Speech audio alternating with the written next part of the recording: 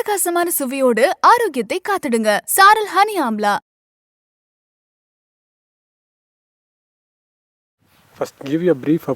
உங்கள் குடும்பம் பற்றியும் உங்களை பற்றியும் சொல்லுங்கள். எப்போது இந்தியா வந்தீர்கள்? எதற்காக இந்தியா வந்தீர்கள்? என் குடும்பம் நெடுங்காலமாக இந்தியாவில் இருக்கிறார்கள். என் மூதாதையர்கள் 1750 இந்தியாவுக்கு வந்தார்கள். என் அப்பா இந்தியாவில்தான் பிறந்தார். என் அம்மா இந்தியாவில்தான் பிறந்தார். நானும் இந்தியாவில்தான் பிறந்தேன். என் சகோதரிகளும் இந்தியாவில்தான் பிறந்தார்கள். இந்தியாவில் எந்த பகுதியில் இருந்தீர்கள்? ஊட்டி, நீல்கிரிஸில் 1875 முதல் இருந்து வருகிறோம். சென்னை, பெங்களூருவிலும் வசித்திருக்கிறேன். எங்கள் குடும்பத்திற்கு சொந்தமான தேயிலை மற்றும் ரப்பர் எஸ்டேட்டுகள் கேரளா, கர்நாடகா, தமிழ்நாட்டில் இருக்கின்றன. உங்கள் மூதாதையர்களும் தோட்டம் வைத்திருந்தார்களா? ஆமாம், 3 தலைமுறையாக காஃபி மற்றும் தேயிலை தோட்டம். எப்போது கொடநாடு எஸ்டேட்டை யாரிடமிருந்து வாங்கினீர்கள்? 1975 வாங்கினோம். அவர்களை மத்வானிஸ் என்று அழைப்போம். உகாண்டாவில் இருந்து வந்திருந்தார்கள். அவர்கள் 1960களில் 4-5 தோட்டங்களை வாங்கியிருந்தார்கள். அவர்களிடமிருந்து 1975 இந்த கொடநாடு தோட்டத்தை வாங்கினோம். அப்போது உங்கள் வயது என்ன? 18 வயதிலிருந்து இந்த கொடநாடு தோட்டத்தை பராமரித்து வருகிறேன். மொத்தமாக வாங்கிய நிலம் எவ்வளவு? 1020 ஏக்கர்கள். இப்போது அந்த தோட்டத்தின் மொத்த நிலப்பரப்பு இதுதானா? 40 ஏக்கர்களை விற்றுவிட்டோம். இப்போது 960 ஏக்கர்கள் இருக்கின்றன. உங்களிடமிருந்து தோட்டத்தை வாங்க எப்படி அணுகினார்கள்? சசிகலாவே அணுகினாரா அல்லது அவருக்காக வேறு யாராவது பேசினார்களா? Sashikala was known to be looking for a plantation in about 1991-92 அவர் ஒரு தோட்டம் வாங்க விரும்புகிறார் என்று ஒரு பேச்சு இருந்தது. அவர் பல தோட்டங்களை சென்று பார்த்திருக்கிறார் என்பதும் எங்களுக்கு தெரிய வந்தது. எங்கள் தோட்டத்தையும் பார்த்தார். ஆனால் கொடநாடு தோட்டத்தை பார்க்க வரும்போது எங்கள் அனுமதியோடு வரவில்லை. வந்தார், இந்த தோட்டத்தை வாங்க விரும்பினார். அப்போதிலிருந்து எங்களுக்கு பிரச்சனை தொடங்கியது. She came to see Kodnad, not with our permission. They just came and went around this. They decided this property they want to buy. From that time, our problem started. So you should be. உங்களுக்கு அப்போது 30 வயது தானே? ஆமாம். Whether you were planning to sell? ஏதாவது கடனுக்காக இந்த தோட்டத்தை விற்கும் எண்ணம் இருந்ததா? We were exploring. நாங்கள் தேடிக்கொண்டிருந்தோம். விற்கும் எண்ணம் இருக்கவில்லை. கூர்கில் தோட்டம் இருந்தது. அதை விற்கும் எண்ணம் கூட இருந்தது. சில கடன்கள் இருந்தன, வங்கி கடன்கள். அவற்றை அடைக்க விரும்பினோம். ஆகவே எங்கள் வாய்ப்புகள் எப்படிப்பட்டவை என்று பார்த்து கொண்டிருந்தோம். இவர்கள் வந்து பேசிய போது முடியாது என்று சொல்லிவிட்டோம். அரசியல்வாதிகளுக்கு நாங்கள் விற்க விரும்பவில்லை. சசிகலா, ஜெயலலிதா அவர்களது குடும்பத்தினருக்கு நாங்கள் விற்க விரும்பவில்லை. அவர்கள் அழுத்தம் கொடுத்தார்கள். வேறு யாரும் வாங்க விரும்பினால் தடுப்போம் என்றார்கள். வங்கிகளுக்கும் தெரிவிப்போம் என்றார்கள். அப்பா அப்போது பெங்களூரில் இருந்தார். அவரை தொலைபேசியில் அழைத்து பேசினார்கள். அம்மா, அப்பா, சகோதரியின் கணவர் என எல்லோரிடமும் பேசினார்கள். அப்போது நான் கொடநாட்டில் இருந்தேன். கொடநாட்டை கவனித்துக் கொண்டிருந்தேன். எனக்கு விற்க விருப்பமில்லை. கடன்கள் இருந்தன. ஆனால் அவை பெரிய கடன்கள் இல்லை, சிறு கடன்கள் தான். எதையும் விற்காமல் கூட அதை அடைத்திருக்க முடியும்.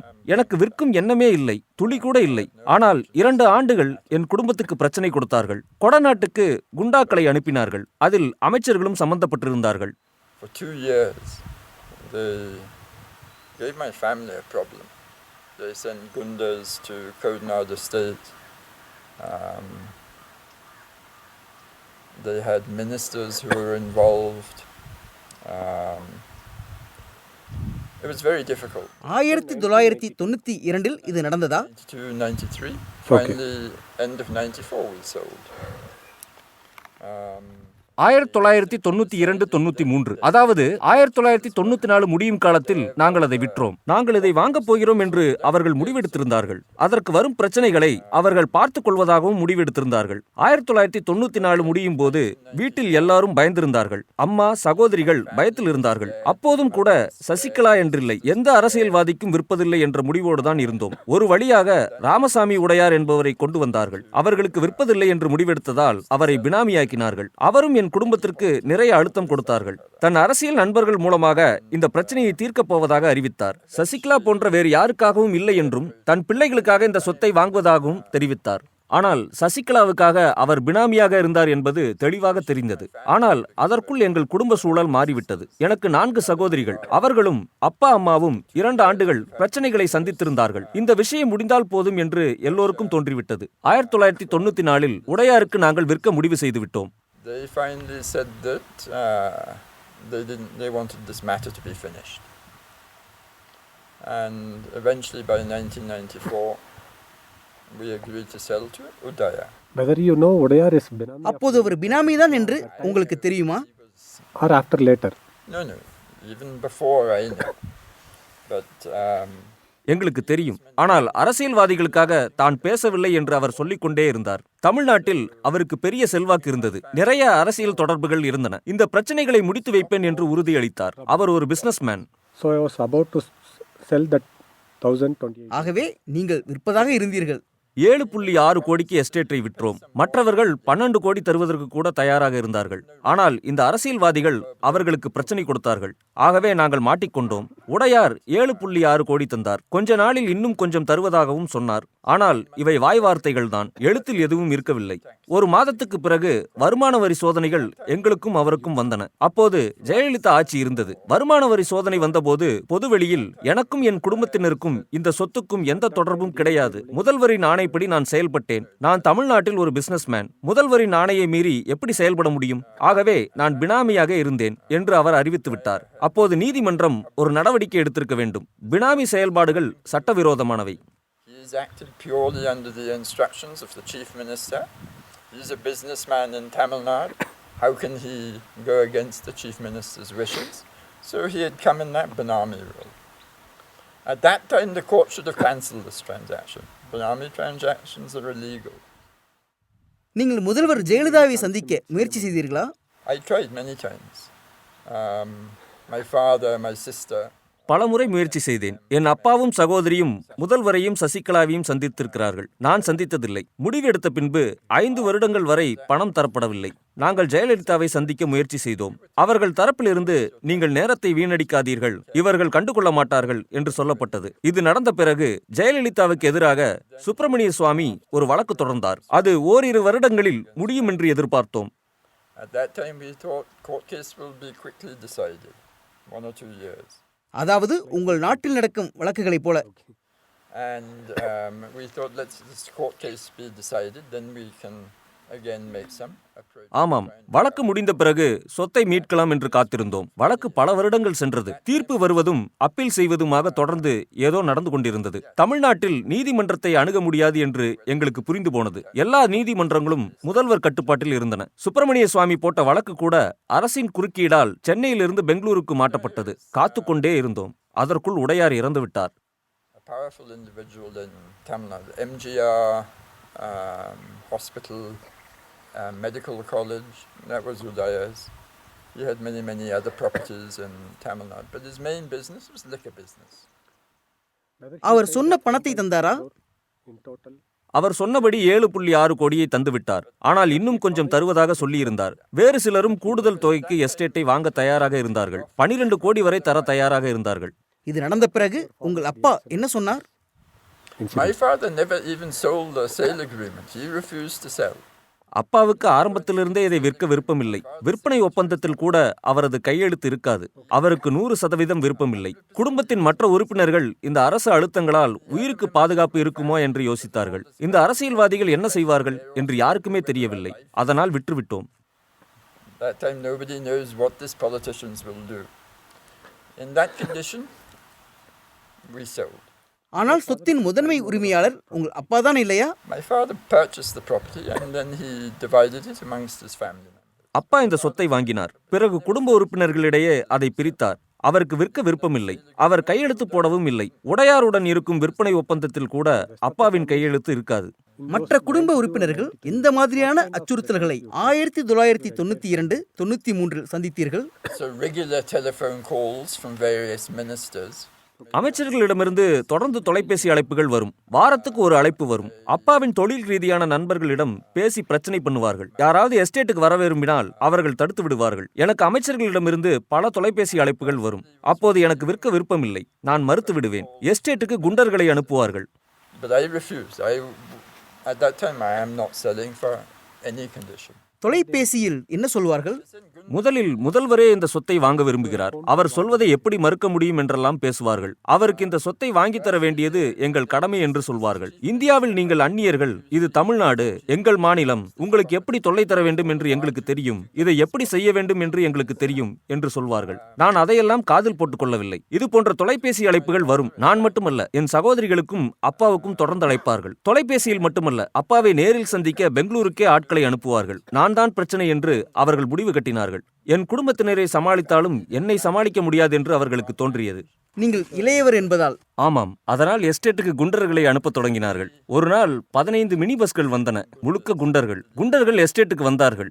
குண்டர்களிடம் சொன்னேன், ஒரு அடி முன்னால் வந்தால் தொலைபேசியில் சென்னாரெட்டியை அழைத்து பேசுவேன். சென்னாரெட்டி அப்போதைய தமிழக ஆளுநர். அடுத்தது இந்திய குடியரசுத் தலைவரை அழைப்பேன் என்றேன். சென்னாரெட்டியை எங்கள் குடும்பத்துக்கும் தெரியும்.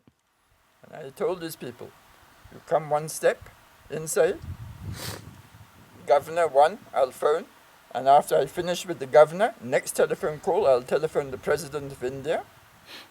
And that time, Chenna Reddy is known to my family. குண்டர்கள் என்ன செய்தார்கள்? Any threatening behavior. Then, we have come because we are... அவர்கள் வருவதை நிறுத்தினார்கள். ஜெயலலிதாவுக்காக வந்தோம், அவருக்கு இந்த சொத்து வேண்டும், அவர் பணம் கொடுத்து விடுவார், ஏன் சிரமப்படுத்துகிறீர்கள், ஏன் இந்த தொழில் செய்ய வேண்டும், எஸ்டேட்டை விட்டுவிட்டு வேறு ஏதாவது செய்யக்கூடாதா என்றெல்லாம் சொன்னார்கள். நான் அவர்களிடம் பேசினேன். அதே நேரம் எஸ்பி அலுவலகத்தில் ஒரு புகாரும் கொடுக்க ஏற்பாடு செய்தேன். நான் அவர்களிடம் பேசிக் கொண்டிருக்கும் போதே ஒருவர் காவல்துறைக்கு இதை பற்றி புகார் கொடுத்தார். நம்பர் பிளேட் இல்லாத 15 மினி பஸ்கள் வந்திருக்கின்றன எனவும் நீங்கள் ஏதாவது செய்ய வேண்டும் என்றும் கேட்டுக்கொண்டோம். all blocked. Okay. Number plates. Okay. I told the SP, 15 vehicles, all without number plates. You need to do something. அப்போது உங்களை தொலைபேசியில் அடிக்கடி அழைத்த அமைச்சர்களின் பெயர்கள் நினைவில் இருக்கிறதா? Singhotian mainly. Okay. Singhotian and Rajaratnam were the two. Rajaratnam was not a minister. He was like a... Sengottaiyan, ராஜரத்னமும் அழைப்பார். அவர் அமைச்சர் அல்ல, சசிகலாவுக்கு உதவி செய்தார். அவருக்கு உதவி செய்வதோடு அவரும் நிறைய பணம் ஈட்டினார். மற்ற அமைச்சர்கள் என் அப்பாவிடம் பேசினார்கள், என்னிடம் பேசவில்லை. உங்களுக்கு யார் அதிகம் போன் செய்தது? ராஜரத்னம் பலமுறை பேசினார். நான் செங்கோட்டையனுடன் நேரடியாக பேசவில்லை, அவர் என் அப்பாவிடம் பேசினார்.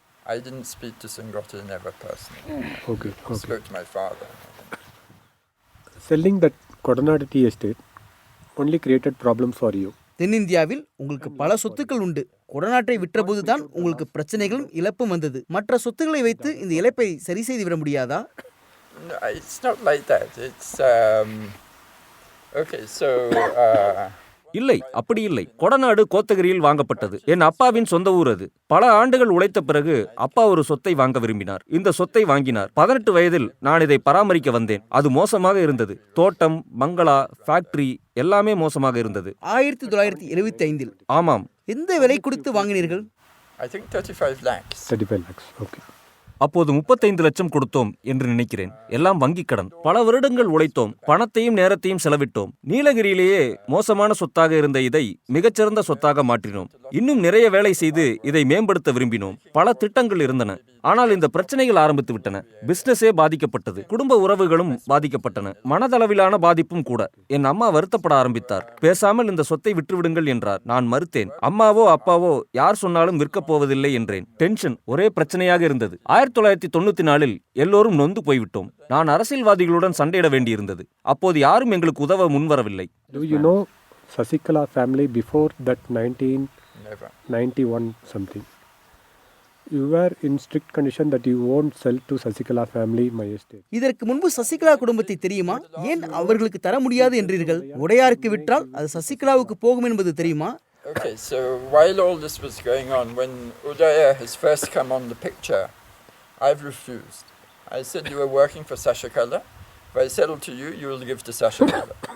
அதற்கு முன்பு சசிகலாவை தெரியாது. உறுதியாக இருந்தேன். இவையெல்லாம் நடந்து கொண்டிருந்த போது உடையார் வந்தார். நான் மறுத்துவிட்டேன். நீங்கள் சசிகலாவுக்கு வேலை செய்கிறீர்கள், நான் உங்களுக்கு விற்றால் நீங்கள் சசிகலாவுக்கு அதை தந்து விடுவீர்கள் என்று சொன்னேன். அவரும் மறுத்தார். நான் ஒரு நல்ல வெற்றிகரமான மனிதன், பணக்காரன், என் குடும்பத்துக்காக வாங்குகிறேன் என்றார். நான் மகனுக்கும் மகளுக்கும் வாங்குகிறேன் என்றார். அவர் உண்மையைத்தான் பேசுகிறேன் என்று என் குடும்பத்தாரை நம்ப வைத்தார். என் குடும்ப உறுப்பினர்கள் சிலர் அவரை ஆதரித்தார்கள். நான் அவருக்கு எதிராக இருந்தேன். குடும்பத்துக்குள் பிரச்சனைகள் வந்தன. உடையார் என் அப்பாவின் தொழிற்சார் நண்பர்களோடு தொடர்பில் இருந்தார். அவர்கள் பெங்களூரில் இருந்த என் அப்பாவுக்கு பிரச்சனை கொடுத்தார்கள். திமுக அரசை நீங்கள் அணுகி பார்த்தீர்களா?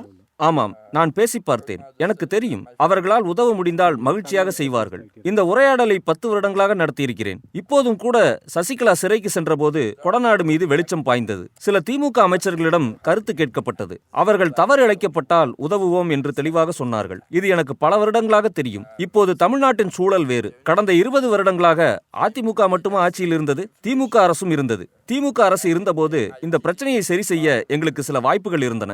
ஆனால் அப்போதும் மத்தியில் அதிமுகக்கு பல இடங்கள் இருந்தன. ஆகவே எதிர்க்கட்சியில் இருந்தபோதும் அவர்கள் வலுவாக இருந்தார்கள். எங்களுக்கு எதுவும் செய்ய கடினமாக இருந்தது. ஜெயலலிதாவுக்கும் சசிகலாவுக்கும் தண்டனை விதிக்கப்பட்ட போது உங்கள் உணர்வு என்ன? ஆச்சரியப்பட்டேன். அந்த தீர்ப்பை தந்த நீதிபதியின் மேல் மிகுந்த மரியாதை வந்தது. அதற்கு முன்னால் வந்த நீதிபதிகளுக்கும் மிக அதிகமான பணம் தரப்பட்டது. அவர்கள் மீது 2 முறை குற்றம் சாட்டப்பட்டது. 100-150 கோடி தரப்பட்டது என்று கேள்விப்பட்டோம். ஆகவே இறுதியாக வந்த ஒரு நீதிபதி பணத்தை பற்றி கவலைப்படாமல் தீர்ப்பளித்தார் என்பது எனக்கு ஆச்சரியமாக இருந்தது. அவர்கள் பணம் கொடுத்து கொண்டே இருப்பார்கள் என்று எதிர்பார்த்தேன். பெரும் ஆச்சரியம் அது. இந்தியாவின் நீதித்துறை சார்ந்த பணி மீது எனக்கு மரியாதை பெருமளவு அதிகரித்தது. தீர்ப்பு சொன்ன நீதிபதி மேன்மையானவர். அவரது நேர்மைக்காக அவரை நாம் பாராட்ட வேண்டும். 10 வருடங்களுக்கு முன்னால் வர வேண்டிய தீர்ப்பு இது. அதை அவர் நடத்தியிருக்கிறார். கொடநாடு எஸ்டேட்டை திரும்ப வாங்க முடியும் என்ற நம்பிக்கை இருக்கிறதா? அது என் கனவு. அதைத்தான் செய்ய விரும்புகிறேன். வாய்ப்பிருந்தால் 100% அதை செய்வேன். கொடநாடு என் மனதுக்கு நெருக்கமானது. என் வீடு அப்பாவின் வீடு போன்றது. அது எங்கள் குடும்பத்தின் மையப்புள்ளி. ஏதாவது ஒரு வழியில் பிரச்சனையை சரி செய்ய முடிந்தால் அந்த சூழ்நிலையை நிச்சயம் பயன்படுத்திக் கொள்வேன். திரும்ப எஸ்டேட்டை வாங்க விரும்புகிறேன். எந்த நம்பிக்கை உங்களை செலுத்துகிறது? நீங்கள் வழக்கு பதிவு செய்திருக்கிறீர்களா? To get it back. I'm talking with some lawyers now. I have been. சில வழக்கறிஞர்களிடம் பேசிக் கொண்டிருக்கிறேன். இன்னும் வழக்கு போடவில்லை. உங்கள் குழந்தைகள் என்ன நினைக்கிறார்கள்? எனக்கு குழந்தைகள் இல்லை. என் மனைவியிடமிருந்து பிரிந்து விட்டேன். தனியாக இருக்கிறேன். குடும்பத்தினர் இருக்கிறார்கள். 2 சகோதரிகள் இந்தியாவில் இருக்கிறார்கள். கொடநாட்டுக்காக தனியாக போராடுகிறீர்கள்? இல்லை, என் குடும்பத்தினருக்காக போராடுகிறேன். சொல்லப்போனால் என் அப்பாவின் சார்பில் போராடுகிறேன். அவர் இறந்து விட்டார். அவரது போராட்டத்தை நான் கையில் எடுத்திருக்கிறேன். சசிகலாவை பற்றி ஒரு வார்த்தை, ஜெயலலிதாவை பற்றி ஒரு வார்த்தை சொல்லுங்களேன். I have a huge respect for Jayalalitha. I think she might have had some faults, but as far as all politicians in India have some faults. ஜெயலலிதாவின் மீது பெரிய மரியாதை இருக்கிறது. அவரிடம் சில குறைகள் இருக்கலாம். இந்தியாவில் எல்லா அரசியல்வாதிகளிடமும் குறைகள் உண்டு. ஜெயலலிதா ஒரு நல்ல தலைவர். தமிழ்நாட்டுக்கு பெரிய மரியாதையை கொண்டு வந்தார். அவரது ஆளுமை திறனை மதிக்கிறேன். சசிகலா இதற்கு நேரெதிர். அரசியல் பங்களிப்பில்லை. தமிழ்நாட்டுக்கு பங்களிப்பில்லை. மன்னார்குடி மாஃபியா உள்ளே வந்த பிறகு நல்ல அரசியல்வாதிகள் எல்லாரும் கட்சியை விட்டு வெளியேறிவிட்டார்கள். மன்னார்குடி குடும்ப உறுப்பினர்கள் உள்ளே வருகிறார்கள். இதையெல்லாம் சசிகலா தான் நடத்துகிறார். அவர் மீது சுத்தமாக மரியாதை இல்லை. ஜெயலலிதாவின் பெயர் கெட்டுப்போனதற்கும் தமிழ்நாட்டின் பெயர் கெட்டுப்போனதற்கும் அவர்தான் பொறுப்பு. என் தொழிலை, என்னை போன்ற பலரது தொழிலை நியாயமற்ற முறையில் கெடுத்திருக்கிறார். சசிகலாவை பற்றி ஒரு வார்த்தை. பேரிடர். அவரோடு தொடர்புடைய எல்லாருக்கும். அட்டகாசமான சுவையோடு ஆரோக்கியத்தை காத்திடுங்க. சாரல் ஹனி ஆம்லா AVY 30 டிஸ்கவுண்ட் பயன்படுத்தி 30% தள்ளுபடி பெற்றிடுங்கள். Conditions apply.